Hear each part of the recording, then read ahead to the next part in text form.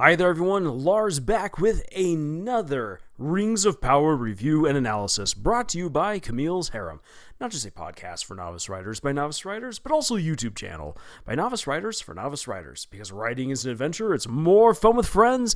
And oh boy, this episode had me rolling my eyes so hard that I think I went blind a couple of times. This was a bit of a shocker. Considering how much happens in this episode, by the end of an hour, I felt like nearly nothing had happened.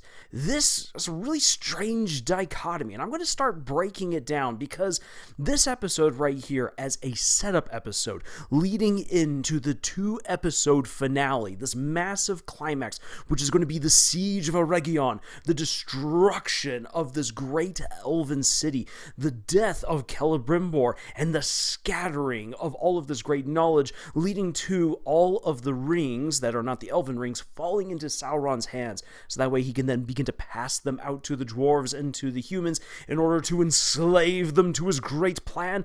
Everything is coming together. We should be feeling the magnitude of this great climactic moment, and yet by the end of this episode, it really wasn't there.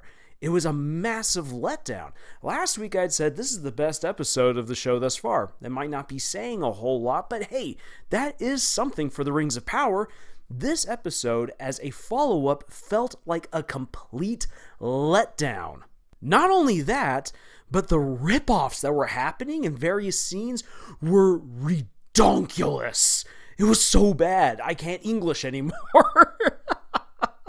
What has happened to this show? The writers need to be dragged up from out of their ivory towers and forced to work in the fields for a little bit in order to truly earn their pay, learn how real people talk and interact, and learn what a hard day's work is actually like, so that way they can appreciate that and then put it into their writing, and I believe that they would actually begin to improve as creators. But such as it is, such as everything currently stands, oh boy, episode 6 for season 2 of The Rings of Power was just an absolute letdown. So, as usual, I am going to launch into a review of the episode. We are then going to talk about the canon violations or the canon accuracy of the episode. We will then talk about this episode as if it were its own original story and how is it doing, and then we will talk writing advice. All right, let's get started.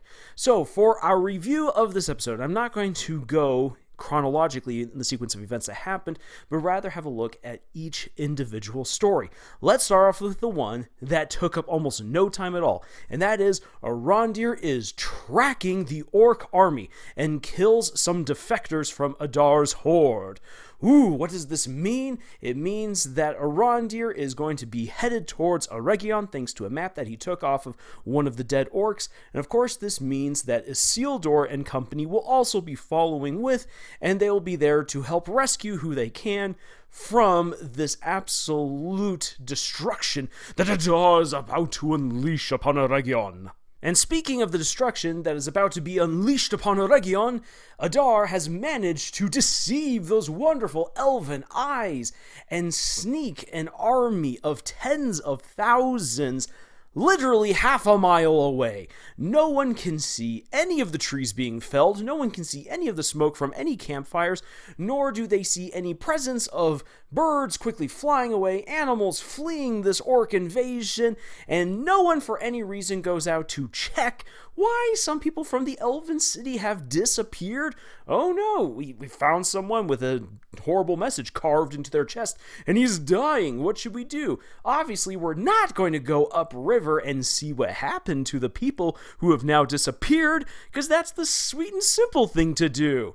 So as Adar is dealing with a bunch of stupid elves who are not taking any of the warning signs seriously, that there is a massive army literally on their doorstep, when the orcs actually begin their attack, they only take about 5 minutes to begin crossing into the road in order to cut off Eregion from the outside world. Holy cow.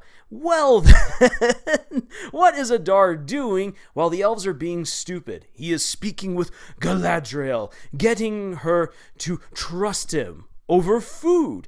This scene felt like it came directly out of Pirates of the Caribbean. In fact, actually, there's certain moments where I was just like, oh my gosh, are they actually about to start talking about the curse of Cortez's gold? Well, not quite. Thankfully, they didn't rip things off that far, but this feels like the conversation between Elizabeth Swann and Captain Barbossa. In this conversation between two mortal enemies, Galadriel decides, sure thing, the enemy is my friend, so I am going to spill my guts to you, Adar. I'm going to tell you about where the elven armies are. I'm going to tell you that the ring that you need in order to kill Sauron is right now with Elrond, who is going to come and who's going to help us all out. And yeah, I know who Sauron is. He's been masquerading around as Halbrand. And Adar's like, yes, I always knew it was him. Dude, if you knew it was him, you could have already taken him out. Yes, he says, I surmised as much. But really, where did this evidence come from? And why did Adar think it was a good idea to bring a massive army all the way up from Mordor, all on a hunch? This is not a good military leader, even though he's written to be quite magnanimous, smart, and, dare I say, daring? No, Adar's really none of this. Kudos to the actor, actually, for doing an excellent job of portraying all of the things that the writers told him that Adar is supposed to be, but in the dialogue, we don't get any of that.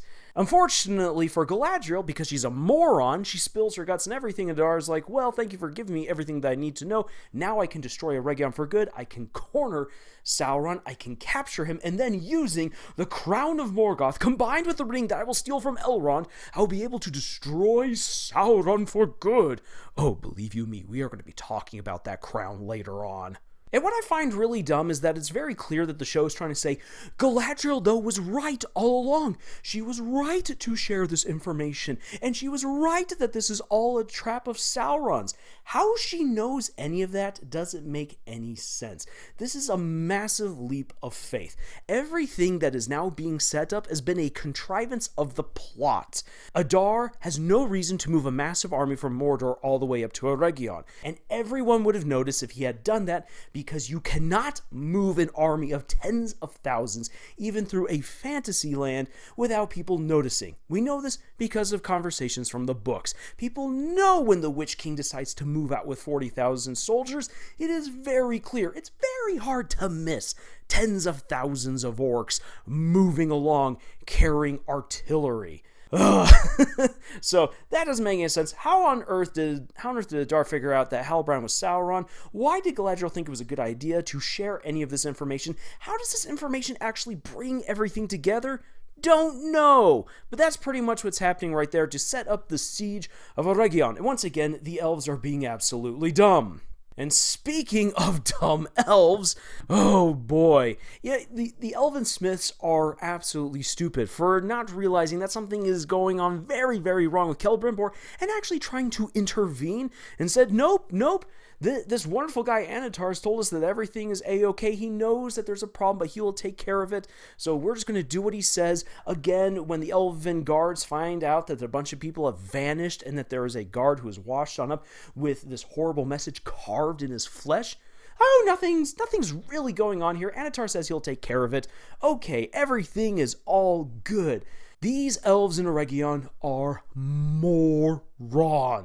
And the interesting thing is that despite all the time that we actually spend in Eregion, really nothing very monumental, nothing of great import is actually shared. Everything you need to know about all of the time that we spend in Eregion with the elves is this. The elves are stupid. Celebrimbor has given command of the city over to Anatar. Anatar has told everyone that he's going to take care of everything. Everyone believes him until flaming balls begin crashing down into the city. There. That is everything you need to know about the Eregion plot. And shockingly, we spend so much time with the Eregion plot. Everything that Celebrimbor is saying, everything that Anatar is saying, we've already heard in previous episodes.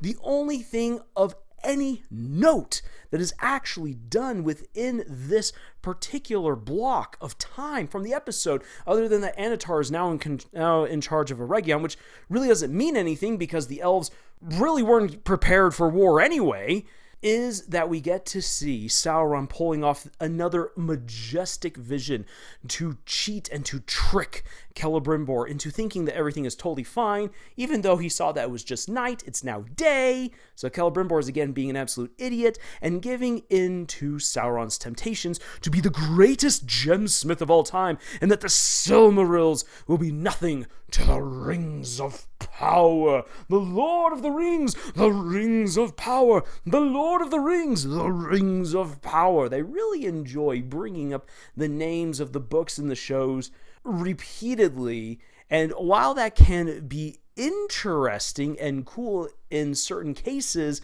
in all of these scenes, it's obviously thrown in as, hey fans, we're doing stuff that we think you'll like. Yay! And that's really what everything that was happening in Eregion felt like. Hey fans, please pay attention to us. Then we have the story of what's been going on in Moria. Now then, this is where things got kind of interesting until they got kind of stupid. We see how the greed inspired by Durin III is already destroying Moria's foundations. And true, they are becoming obscenely wealthy, but the toll of the Dwarven Ring is taking its toll now, truly upon the king as he becomes conniving, bitter, and even turns against his son when his son is trying to present sound reasoning to the king. Nope, the king is all about getting gold and something precious, and the writers are reusing words from Jackson's trilogy. I was actually half expecting, and I'm surprised no one else has said this yet, everyone's like, oh, I was expecting the king to say, the ring is mine, my own, my precious. I actually wasn't expecting the precious bit, because the precious comes directly from the One Ring. In fact, actually, it's because Sauron calls the ring his precious, and the ring imposes that word upon Gollum. That aside, what I was expecting them to do was the whole Bilbo bit where Bilbo goes, yeah, against Frodo, and that we would get to see the Dwarven King have something similar happen. It didn't happen, and I'm actually kind of disappointed. If you're going to go this far to rip off the Peter Jackson trilogy, truly commit and give us the freaky face again. In any case, this all comes about because Anatar shows up to receive more mithril in order for Celebrimbor to finish the 9 rings of men. And has been pointed out by others, wait a second, what about the gold and silver from Valinor? Who cares? We don't need that little plot point, that world building point from the first season.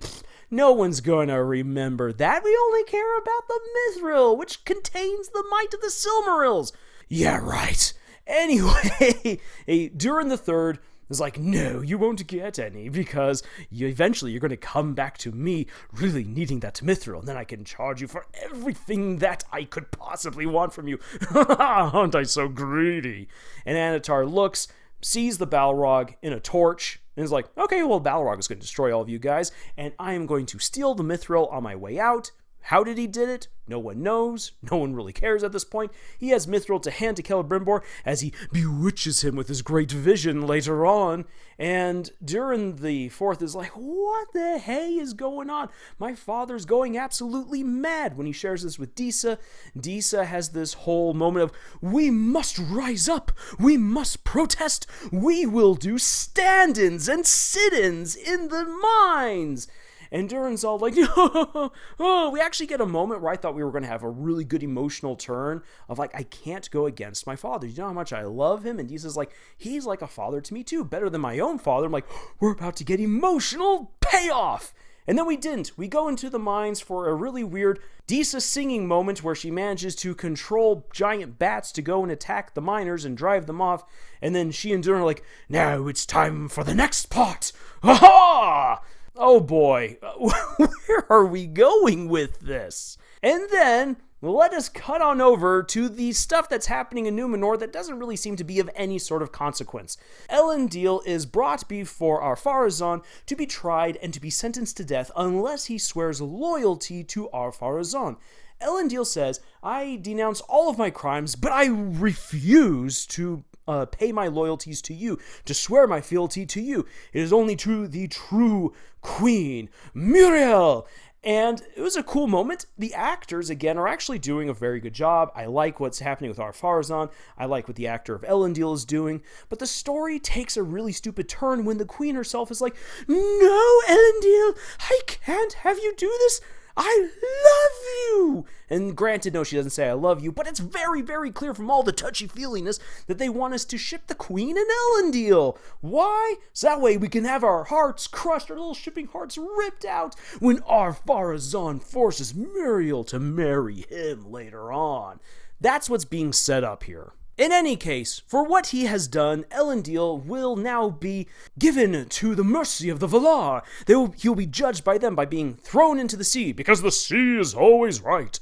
And this great kraken, leviathan creature is going to come and is going to judge him and either eat him or not. But no, Muriel steps in and says, it is my crime because he swore loyalty to me. Therefore I will have a girl boss moment, and I will go into the ocean, and I will be judged to the Valar. And this creature grabs her. How she knows any of this is going on because she's completely blind, who knows? The creature drags her into the depths, looks at her, screams at her, probably because she's not tasty, and throws her back on out, thereby absolving her and Elendil of all of their crimes, quote unquote. And now she is apparently revered as the queen again? This is then going to set up the civil war aspect between the Númenóreans, between those who rightfully assume Ar-Pharazôn as the king, as per the eagle showing up, and rightfully assume that Muriel is the queen, thanks to the judgment of the Valar and the weird Kraken Leviathan, which is probably again going to lead to them having to get married, as per what actually happens in canon, because this is actually one thing that I do believe that they will actually do as far as the canon of Middle-earth goes. Why? So that way they can destroy your sweet little shipping heart.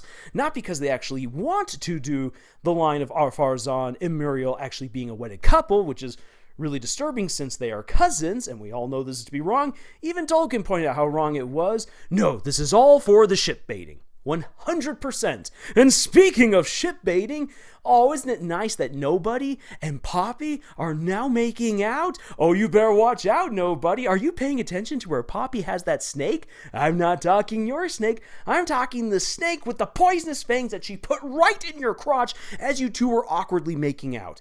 Why are these two even making out? This makes no sense. And why on earth is Nori like, I must do what I can to save, not Gandalf, help him discover his destiny. We must resist those men in their steampunk armor. What is up with this? Again, this is absolute setup. This doesn't make any sense. Why do we even spend time with this? Why are these people in a relationship? No. This is dumb. This was a waste of time. And even though there's so much useless time, or say misused time throughout this episode, for crying out loud, at least give yourself a chance to do something with your ridiculous runtime. But no, we're not going to get any of that. Ugh. And thinking about absolutely useless things, Tom Bombadil is absolutely useless in this episode as well, as now the sacred fire, which I've heard some people say, oh, the sacred fire is the flame imperishable. No, the flame imperishable is what was used to create the universe. More on that later. But effectively, the will of Iluvatar has now become the Force, and Tom Bombadil will now help not Gandalf learn how to use the Force by finding his correct staff. And so Tom Bombadil takes him to this wasted forest, probably an old Entwood, an old Entwife's garden. He takes him there so that way he can discover his staff. And basically, I kid you not, we take a moment from Bleach, where Ichigo must discover which of the thousands of swords is the one true Zangetsu. In order to discover his Bankai, we have taken that, and we are merging it with Yoda telling Luke that he cannot go out and save his friends because he must first learn how to properly use the Force, how to be an ally with the Force. And so not Gandalf, though he has been plagued by these visions of Nori dying, no, he can't leave just just yet. No, because he must learn how to harness the sacred flame. The only way to harness the sacred flame is to find his staff. The only way to find his staff is to go out there into this forest without the help of Tom Bombadil and find whichever freaking log, stick, or branch is meant to be his by listening to the force. I mean, the sacred flame. There you have it. That is this episode. It is so wildly dumb. Okay, so let's talk about canon. Again, why does the canon matter?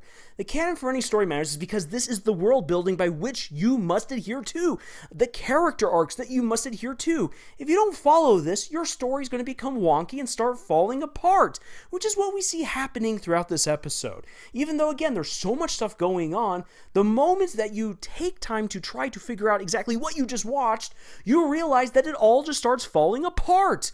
There is nothing in this episode that is canon accurate. Nothing whatsoever. It's not Adar that sacks Eregion, that is Sauron who sacks Eregion. Adar never existed, Galadriel never once bandied words with the orcs and formed an alliance by which she would be able to destroy Sauron. No, the rings and Morgoth's helmet do not combine together to perfectly kill Sauron. In fact, Morgoth's helmet has no powers.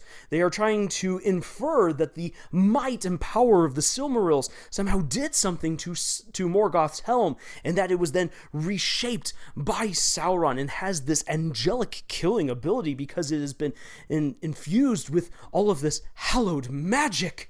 Here's the thing. The Silmarils were very beautiful gems that held the power of the two trees that illuminated the universe at the beginning of time, after the massive lanterns were overthrown by Morgoth.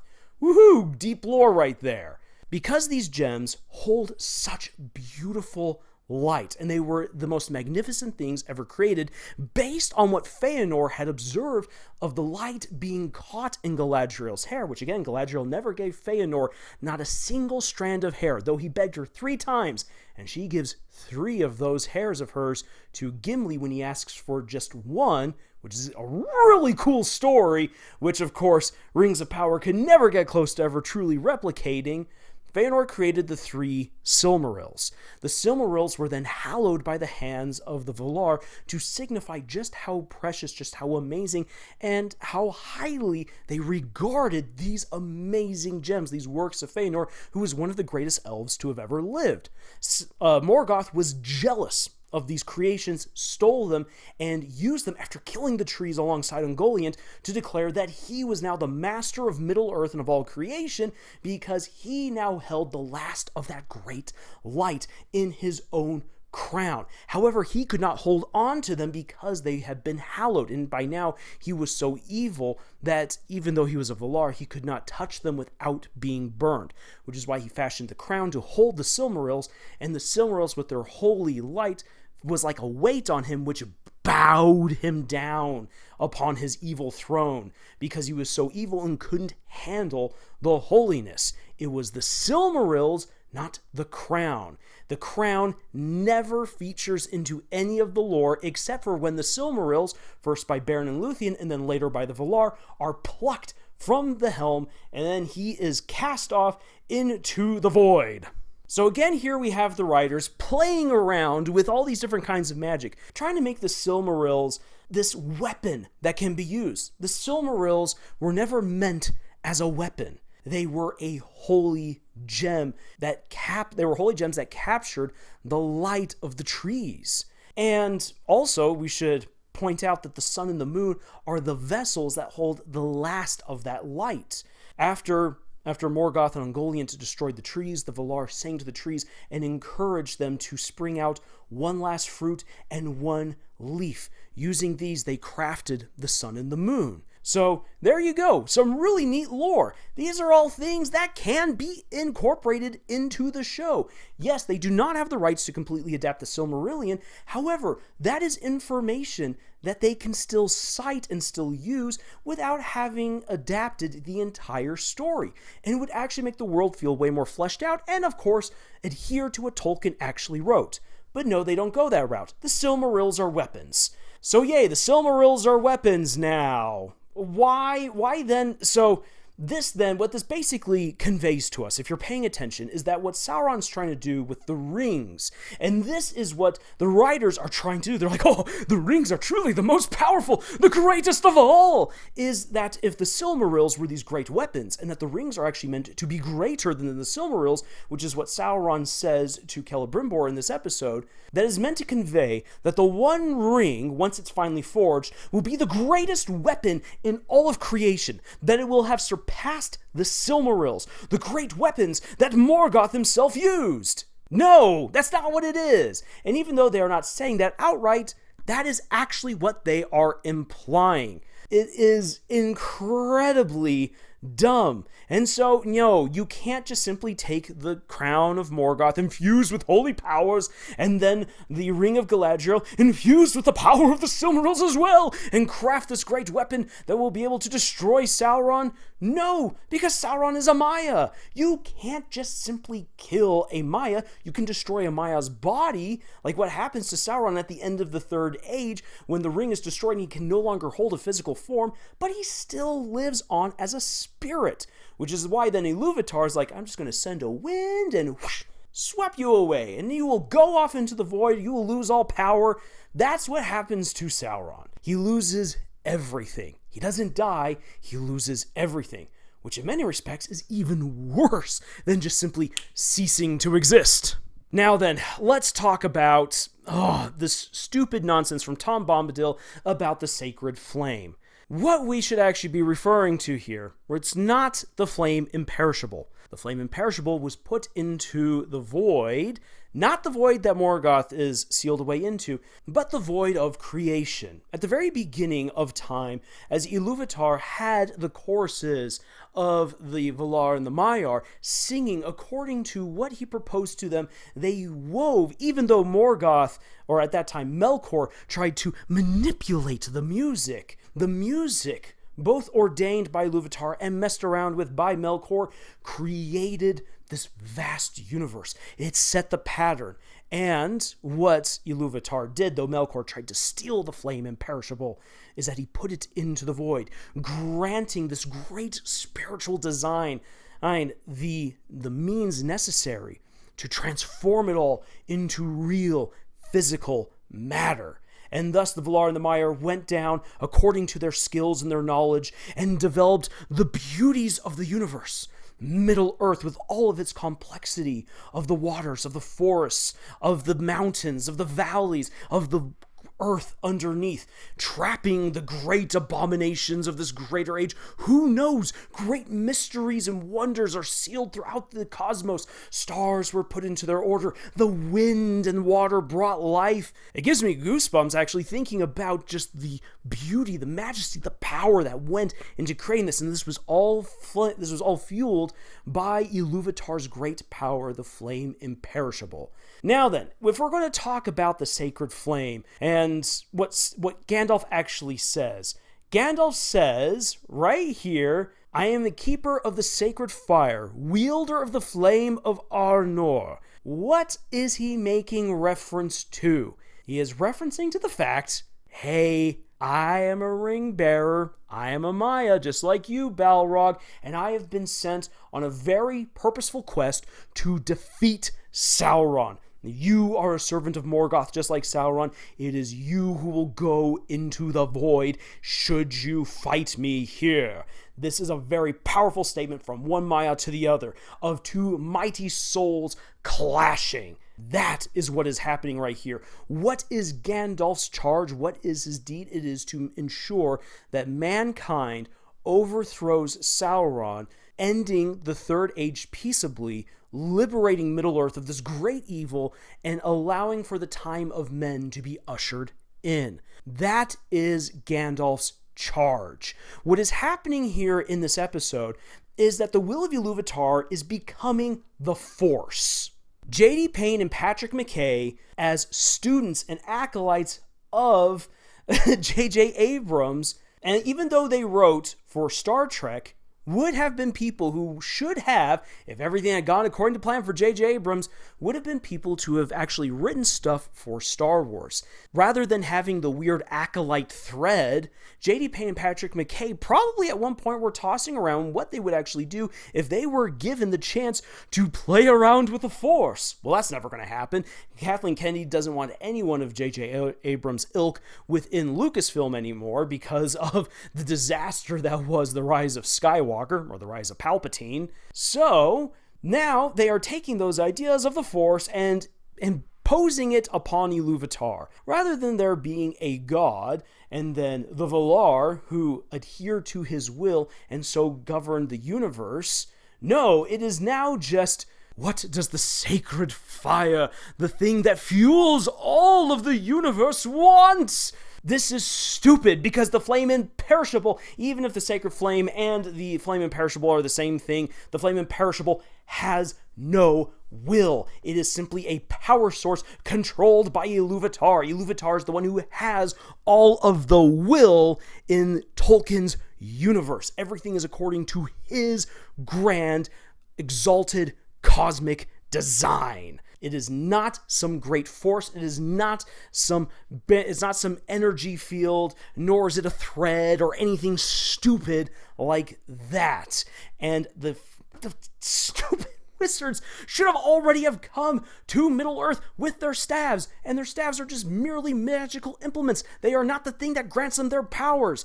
Gandalf can do incredible things without his staff. Sauron could do incredible things without his staff. Radagast talked to the rabbits and to the birds and the animals without his staff. The staffs are simply magical tools to help them out. This is stupid. This is not like going and getting your wand from Ollivanders, and even then, according to J.K. Rowling, wizards only use their wands to help them further channel their magic. They don't get their magic because they have a wand. So getting this whole wand thing is stupid. And yes, I was right when I said that this is basically taking the teachings of Yoda to Luke and combining it with Ichigo trying to find the true Zantetsu in order to get his Bankai. It is just that stupid. And then they proceed to continue to take dialogue from the movies and from the books, put it into Tom Bombadil's mouth without the proper context. For instance, talking about whether or not people should live or die. When Gandalf tells Frodo, do not be so hasty to deal out death and judgment. Not even the very wise can conceive of all ends. My heart tells me that Gollum has something to play in all of this before this is through. That is the will of Iluvatar. Iluvatar did not want Gollum to die because Gollum needed to be the one to survive in order to take the ring from Frodo, because no one could destroy the One Ring. The ring is too powerful. No matter how good you are, the ring will corrupt you the moment that you enter into Sauron's inner sanctum. Those are the rules. That comes right out of the Return of the King. That's why no one can destroy the ring. That's also why you can't fly the ring into Mordor and just simply drop it in. You must go through the doors of Sammath Nar, and you must enter into Sauron's greatest darkness, where the ring itself was forged. And only there can the ring be unmade. Unless you do that, you cannot destroy the One Ring. And the moment that you step within Sauron's inner sanctum, the ring possesses you.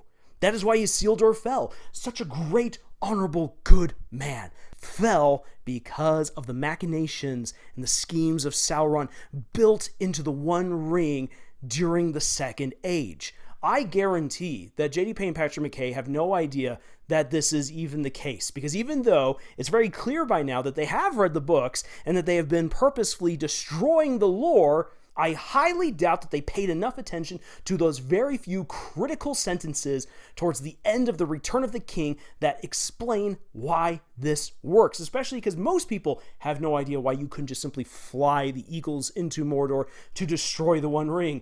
Oh, there are so many reasons why. In any case, coming back to it, the writers clearly do not understand the wizards at all. nor how their magic works, their great purpose for being there, and all of the repurposed text and everything. Why does Tom Bombadil say that he should sacrifice Nori?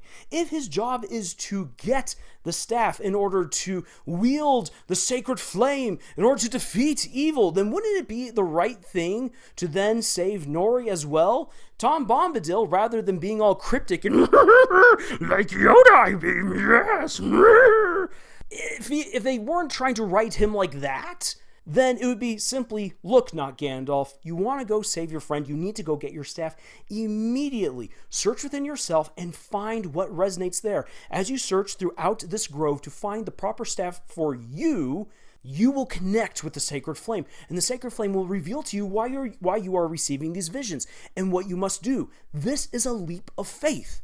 Are you willing to take that leap of faith? Boom! What I've just said right there makes more sense than the drivel that they forced this non-Tom Bombadil to say, and that again is just them trying to rewrite a scene right out of The Empire Strikes Back, using the words of Gandalf from the Fellowship of the Ring. Yes! It is just that stupid. Plus, once again, using a scene right out of Bleach. And oh yeah, talking about ripping off scenes, they absolutely not only ripped off the whole dinner scene from Pirates of the Caribbean, The Curse of the Black Pearl for Galadriel and Adar, they even steal the wording from the Battle of Wits for The Princess Bride. Yes, they ripped off the Battle of Wits for The Princess Bride for Adar's moment of like, you've given away everything. Where they are standing, how it was presented, the shot composition was ripped right out of The Princess Bride. Holy cow, do these guys have no shame? I mean, it's true. Writers take ideas from other creators and then we make them our own. We absolutely do this. But at this point, this episode felt like absolute parody. Parodying Bleach, parodying the Peter Jackson movies, parodying The Princess Bride, parodying The Empire Strikes Back. What the heck? This was dumb. Oh yeah, and weren't we told that this season was supposed to be like Breaking Bad? I'm sorry, I'm not getting any Breaking Bad vibes whatsoever. You said you were going to rip off one thing, and then you go and you rip off a bunch of other stuff. Again, this is just simply dumb. So there is absolutely no canon accuracy in this episode whatsoever, other than characters having names that come out of the books. Other than that, nothing. I give this an F- in terms of canon adherence. This was abysmal. But let's consider what this episode would be like if The Rings of Power was its own show. What if Tolkien never existed? Honestly, what if The Lord of the Rings had never been written? What if there had never even been movies that were made by Peter Jackson that somehow had this great vision from a guy who never existed? Ha! No Lord of the Rings whatsoever. We live in another universe. How would The Rings of Power fare as its own original story? Sad thing is that for this episode absolutely falls apart.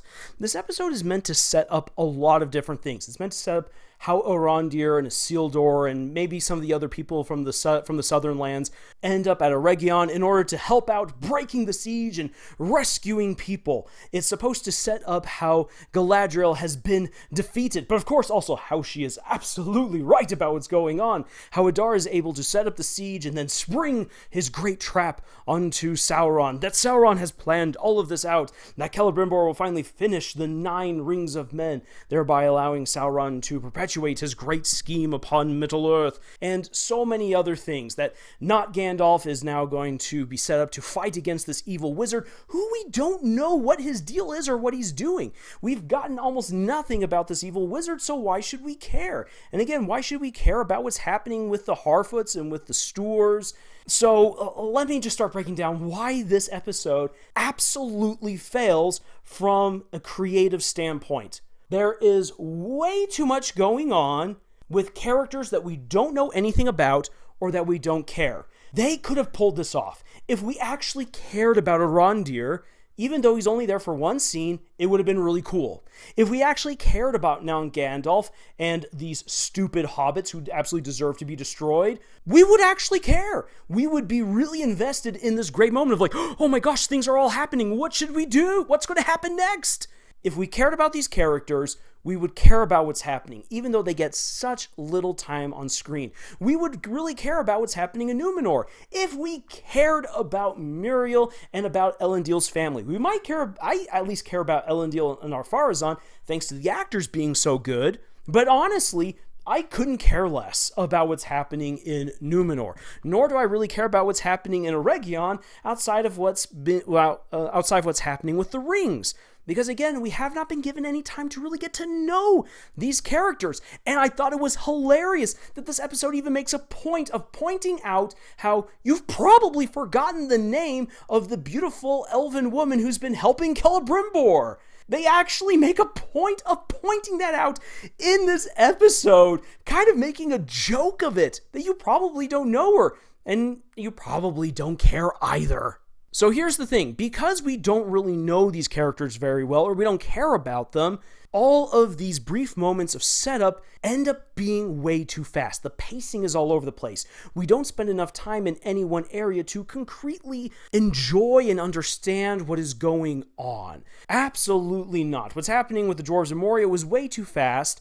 It was way too quickly paced to even enjoy what were supposed to be some good emotional moments. I felt robbed.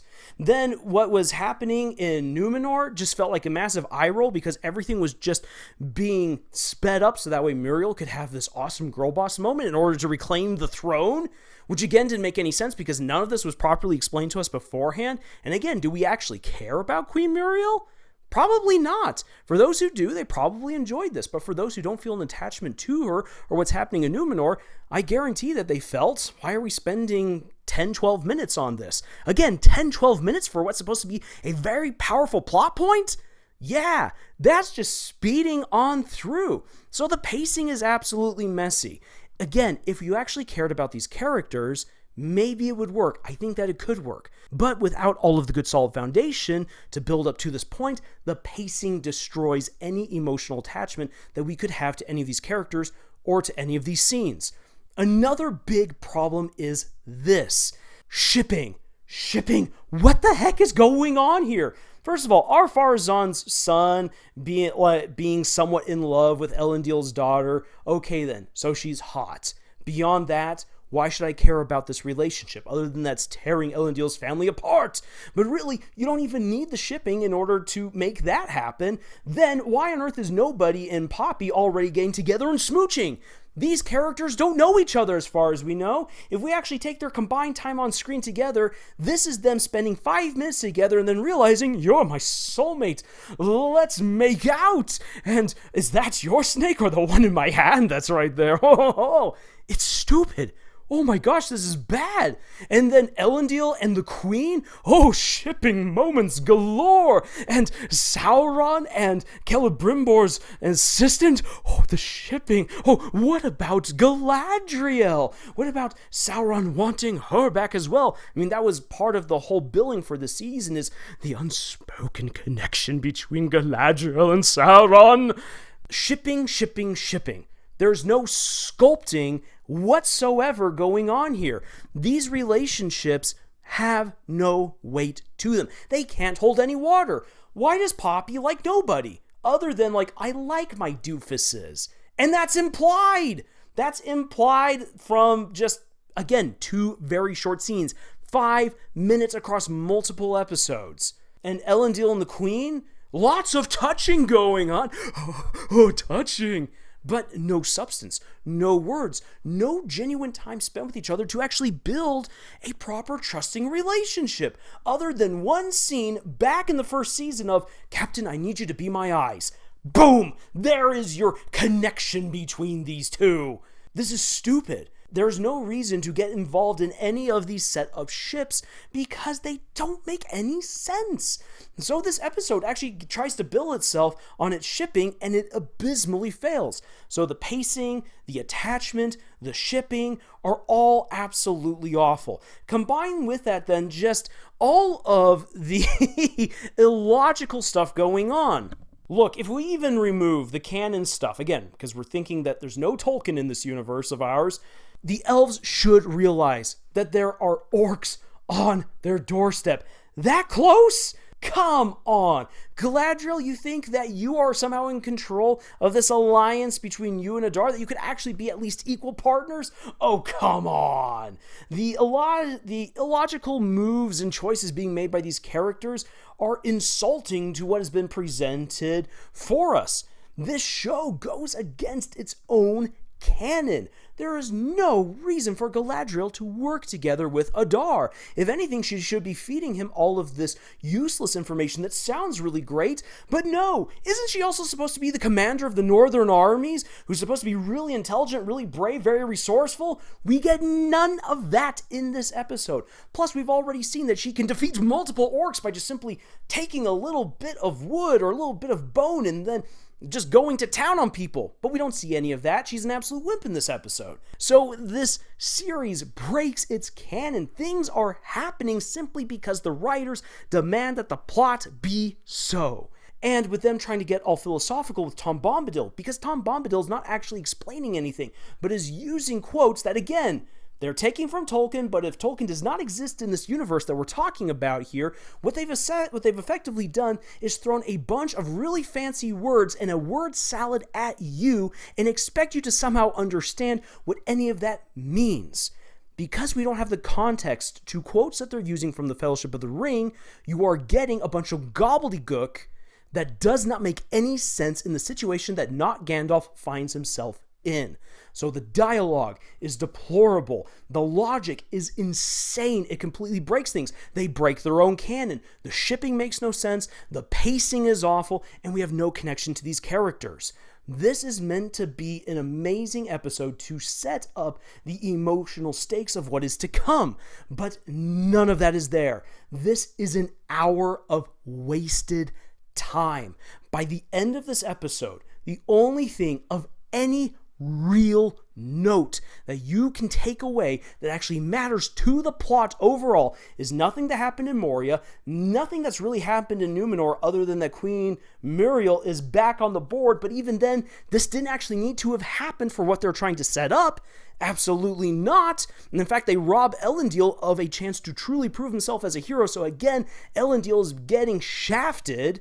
The only thing that really matters within this episode, the only thing of any real consequence, is the vision that Annatar gives to Celebrimbor in order to trick him into continuing to work on the rings. That is the only scene of any real weight or consequence that makes any sense in this episode.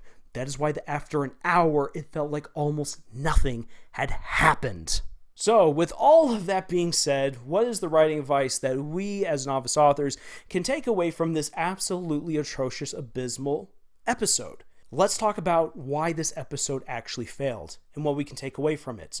Please make your characters individuals within the story that your audience can connect with. This does not mean creating an archetype that anyone can simply impose themselves on. You can do that if you wish. But what makes a character far more rewarding is when that character feels real to the audience, when it feels like we might know that person should they actually exist. For instance, Frodo from the Fellowship of the Ring. I'm not a hobbit. I am not at all. I am not short. I am not rotund. I don't get to have multiple meals a day, and nor am I a bachelor living in my really nice little fine mansion in Hobbiton. Nope, not at all. And yet I can absolutely identify with the fears that Frodo has, with the desires that he has to help out other people, the love that he has for his family and for his friends, his determination to do what is right. I can buy into that. And those are things that make him feel like a hero. So Frodo's very different than me, and I can tell he's very different from me, not just because he's a hobbit and I'm a human, but also because of the other things that we get to learn about Frodo's character. What he does, what he likes, what he doesn't like. All of that. Please spend time on creating actual characters and make them characters that we would want to get to know. One of the ways that you do this is through the relationships that you have them play out with other characters. And I'm not talking about romance. I'm not talking about shipping right here. Just simply their friends, their family, their enemies, their allies, their co-workers. You can tell a lot about a person depending on the relationships that they have with the people around them. And a story lives or dies by its characters. And one of the ways that we best get to know the characters is through their relationships with the rest of the cast. So take your time to build real, believable characters who are engaging and fleshed out. Take your time to develop good, solid relationships between the different characters in your cast. These can be positive, negative, or neutral. It depends on the story that you're telling. But so long as you're focusing on making your characters real, fleshed out, and engaging, giving them solid relationships with other characters in the cast, this makes them come to life. This makes them engaging. This makes the audience like them. Next, if you want to talk about romantic relationships, stop it with the shipping. Shipping is stupid. Shipping is saying, I like these two characters. I think they'd be really great together. Let's smash them together and start writing them as if they're already a couple. No, that is dumb. That is absolutely surface level BS nonsense. No, what makes a good relationship is that you sculpt it. You have the meet cute. You begin to show why these characters would actually come to like each other. They might start off as enemies. They might start off as great friends. They might start off as strangers. Why do they start getting to know each other? What are their agreeances? What are their disagreeances? How do they overcome conflict? What is it like when they actually have conversations with each other? And you take your time. A sculpture doesn't just simply appear because you snap and say, yes, I will now have the statue of David. No, it's going to take time. It's going to take planning. It's going to take precision. Writing a good romantic relationship takes effort. Why? Because a good romance in real life takes effort. And if the effort isn't there, the relationship falls apart. Next, the pacing. Give every scene the time that it needs. Now, this is easier than actually on television or in a movie, where you are constrained by time. You don't have 7 or 8 hours to make everything flow together the way that you want. Within a book, you do have more time. You've got a greater word count to put together the scenes the way that you feel that they need to be. Pacing is a difficult balance between the prose that you create, the conversations that you have your characters have, the tone that you set, the atmosphere that you set, as well as all of the important plot points that need to happen. Pacing is difficult, and we've had plenty of conversations about pacing, but let's just say this. Don't just simply rush through things that you think are very important, because it will derail your story. And this is something that I myself as an author always have to come back to, because there are times where I'm like, yes, I'm just moving along, things are going great, and then I realize upon reflection, holy cow, I really need to make that scene longer because I'm just breezing through, and all of the cool stuff, all of the necessary stuff that the reader needs to know is just simply getting glossed over. And that's no good. So pacing can sometimes be difficult. And other times, you're adding way too much information and you got to trim the fat. In order to get the pacing just right, experiment with what you're writing, give it to other people in order for them to read it and receive critical feedback, and then apply that critical feedback. Another thing is this. Unlike this episode, please follow your own world building. Please follow the arcs of your characters. Make sure that it all makes sense and that you don't have any contradictions. It does require work. Every single one of us will inadvertently create contradictions within our own manuscripts. It happens all the time. We do it by accident. The way that we remove these is by reading through our works, and many times reading out loud really, really helps. So please try that out. I think it will do wonders for you in the editing process, even if it sometimes comes across as really embarrassing. Trust me, it does help. And now then, one of the big things that people bring up, whether something is logical or illogical, whoo boy, Well, I'm going to do something that's going to make a lot of people really angry and say, it depends a lot on the story. It comes down to the world building and the characters you've created. Because many times characters are going to do things that sound absolutely irrational and illogical to us as the audience. But for the characters who are doing this, it does make sense. But in order to communicate that to the audience, you need to get them into the characters' heads sufficiently. And if you're doing something that doesn't make any sense to our own real world, but makes sense within that world, you need to make sure that the audience understands the world building and the plot that you are creating. Do not spare any necessary detail. Please put it on in there. Help your audience understand what's going on within the story. And sometimes that means slowing things down a little bit. Again, pacing is always difficult. Pacing always changes from story to story, from chapter to chapter, from scene to scene. But you need to make sure that you put in the proper time to help your audience understand the characters and to understand the world that they are in. Because sometimes you do want to do things that seem absolutely illogical, and that can actually be 100% fine, but it needs to make sense within the story that you're telling.